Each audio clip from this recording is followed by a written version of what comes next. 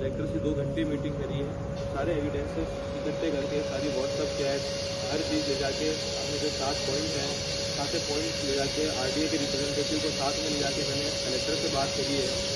उनका कहना है, उनका सिर्फ एक ही मोटो है कि इस फैमिली को और इस आरडीए को डिजोल्व कर दो आपस में, तो सारा मैटर अपने आप सोल्व हो जाएगा। या तो फैमिली बॉडी ले जाए, इनकी मांग कर दो। हमारी 3 मुख्य मांगे थी कि भाई आप एक सफिशिएंट अमाउंट उस फैमिली को दो ताकि वो बच्चियाँ बड़ी हो तो उनके एजुकेशन में काम आए।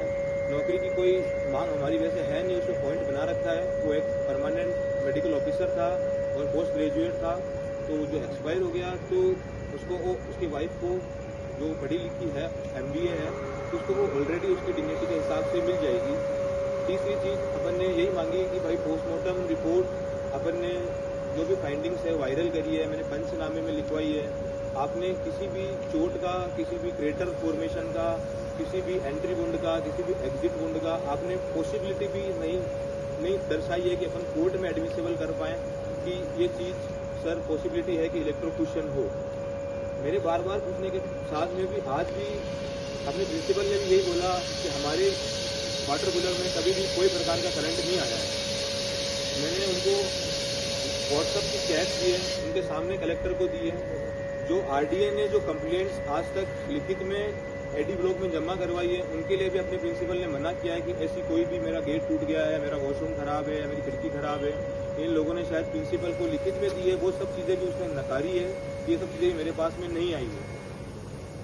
द सेकेंड थॉट ये है कि मैंने रीपोस्टमार्टम के लिए SP को एप्लीकेशन दी है, जो फॉरवर्ड कर दी है अभी इन्होंने जयपुर। मैंने जयपुर से 4 मेडिकल जूरिस्ट के नाम इनको दिए हैं कि आप इन 4 मेडिकल जूरिस्ट को कल बुला के एक रीपोस्टमार्टम करवा दीजिए।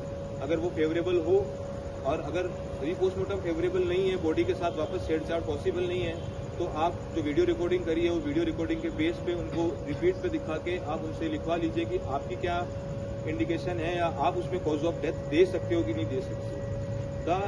मैंने एम्स दिल्ली में भी बात करी है, मैंने सारी वीडियोस, सारी फोटोज़ जो डेड बॉडी के हैं मैंने सारी कंप्लीट उनको भेजे हैं। वहाँ के AP ने मुझे रिपोर्ट बना के भेजी है। इस रिपोर्ट में उन्होंने ये लिखा है कि जो ग्रेटर टो है लेफ्ट लेग का, उसमें ग्रेटर फॉर्मेशन हो रखा है, और जो फोटोज़ और वीडियोज़ के अकॉर्डिंग हमें दिख रहा है वो एवैस्कुलर है, जहाँ पे कोई भी ब्लड फीडिंग नहीं है, जो एब्रेजन और कंट्यूजन एब्रेजन्स और लेसरेशंस में होती है।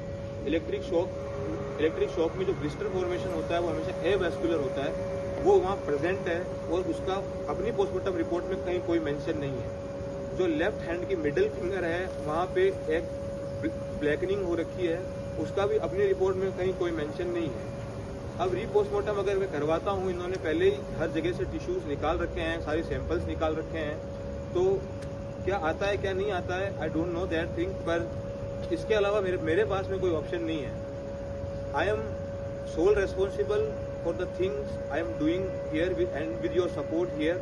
माई family is continuously asking me repeatedly the questions कि तू कब लाएगा, क्या कर रहा है, यहाँ माहौल ख़राब है, क्या चीज़ें हैं। तो शायद कुछ थोड़ा बहुत मैं संघर्ष कर पा रहा हूँ कि भाई मेरा भाई एक दिन मेरे हॉस्टल में रुकने आया, वो उसी दिन आया था और वो उसी दिन एक्सपायर हुआ है एक दिन। तो I am not able to face my family की वो एक दिन आया और वो पानी भरने गया और वो मर गया। मैं अपने आप को भी जवाब नहीं दे पा रहा हूँ कि वो हॉस्टल में रहता था, हॉस्टल में एक दिन के लिए आया और वो एक्सपायर हो गया, मैं उसकी डेड बॉडी घर पे लेके जाऊँगा। इसके लिए मैं अभी तक सिर्फ अपने आप को दोषी मानता हूँ कि इसका जिम्मेदार मैं हूँ कि वो मेरे रूम पे रुका और मैं ऑन ड्यूटी था।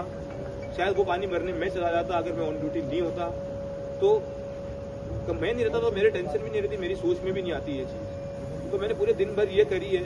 अब मैं हाई कोर्ट की छुट्टियाँ चल रही है, we are going to file a writ petition in high court कि आप एक SIT का गठन कर दीजिए और SIT का गठन करके आप एक CBI इंक्वायरी बिठा दीजिए। तो अगर ये पॉसिबल हो पाता है मेरी कोई चीज़ से, तो मैं इस चीज़ में आगे बढ़ रहा हूँ। अगर आप लोग मुझे सपोर्ट करें, क्योंकि administration is only going for the thing कि कैसे भी करके रेजिडेंट्स को अपनी ड्यूटी पे लेके आना है और फैमिली को इतना प्रेशराइज करना है कि ये बॉडी यहाँ से लेके जाए। आज डे 2 है, मेरे होम टाउन में माहौल बहुत ख़राब है, आई नो दैट थिंग, पर मैंने भी उनको समझाया है कि इसके अलावा आपके पास कोई ऑप्शन नहीं है। बॉडी कल भी वही थी, बॉडी आज भी वही है, वो थोड़ी डिकम्पोज हो जाएगी या थोड़ा कुछ और हो जाएगा, पर मैं 6 महीने बाद रिग्रेट नहीं करना चाहता कि मैंने प्रयास नहीं किया था उससे। तो मैं सिर्फ आप लोगों की सपोर्ट से प्रयास कर रहा हूँ सुबह से। आप कभी मत समझना ये कि उस टेंट में मैं नहीं बैठा हूँ, तो मैं कहीं ना कुछ माथाफोड़ी चली रही होगी। तो I am doing my best for कि कुछ मेरे को न्याय मिले इस चीज़ से। अगर मेरे साथ में ये हो सकता है, अपने डिपार्टमेंटल से ये हो सकता है, जहाँ से अपन पास आउट होके आए हैं, तो शायद किसी के साथ कुछ भी हो सकता है। ये मैंने देखा है। जब मैं बोर्ड का चेयरमैन हुआ करता था इसी मोर्चरी के सीन में, और जब बोर्ड बैठता था, वो कोई भी आदमी हो, फलाना ढिमकाना हो, रिपोर्ट फॉरेंसिक मेडिसिन का ही आदमी बनाता है, रिपोर्ट सारा पोस्टमार्टम भी वही करता है, और सिर्फ ये होता है कि जो बाकी के जो डिपार्टमेंट वाले आते हैं उनको इंजरीज बता देते हैं ऊपर से, और वो अंदर बैठ के कॉफी पीते हैं। दिस इज द बोर्ड, ये हकीकत है मेडिकल बोर्ड की। और कॉफी पीने के बाद में वो उनको चेयरमैन बोलता है कि यार नीचे 4 जगह साइन करने हैं, अपन 4 जने हैं, और आप जाओ रिपोर्ट में बना दो। मैं अंदर गया था सर से मिलने, तो सर रिपोर्ट बना रहे थे, और मुक्ता सुखाड़िया मैम और ओपी मीणा सर यहाँ से जा चुके थे। उनके जाने के 1.5 घंटे बाद में इन्होंने मुझे रिपोर्ट दी कि आपकी रिपोर्ट है।